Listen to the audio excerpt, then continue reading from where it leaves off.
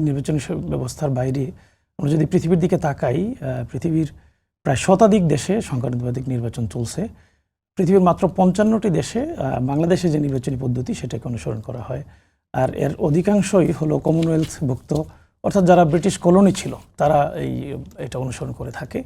সাংগঠনিক নির্বাচনের পদ্ধতির কয়েকটা দিক আছে, এটা কয়েক পদ্ধতিতে করা হয়, সেটা বিশ্লেষণের বিষয়। তো কয়েকটা মোটা দাগে যদি কয়েকটা বিষয় আমি বলি, সেটা হলো সেখানে প্রার্থীকে দিয়ে যে মনোনয়ন বাণিজ্য হয়, এই বাণিজ্য পুরোপুরি বন্ধ হয়ে যাবে যদি পিআর পদ্ধতি চালু হয়।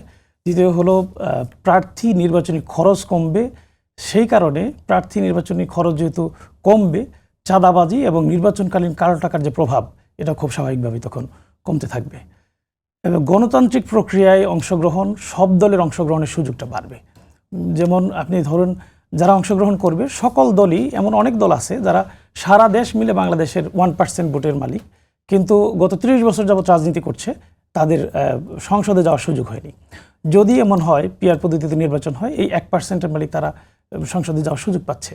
এই সুযোগের কারণে প্রায় বলা যায় ক্রিয়াশীল সকল দলই অথবা অধিকাংশ দলই সংসদে যাওয়ার সুযোগ পাবে, যেখানে সকল দলের তাদের চিন্তাগুলো প্রয়োগ করার সুযোগের মধ্যে দিয়ে গণতান্ত্রিক রাজনীতিটা সুযোগটা একটু বৃদ্ধি পাবে বলে আমরা মনে করি। এখন ধরুন আরেকটা বিষয় খুব গুরুত্বপূর্ণ, সেটা হলো যে সৎ এবং যোগ্য ব্যক্তিরা সংসদে যাওয়ার সুযোগ পাবেন। এখানে যেটা হয় সেটা হলো পেশি শক্তির মাধ্যমে একটা ভোট যদি কেউ বেশি পায়, তাহলে সে সংসদ সদস্য হয়ে যায়।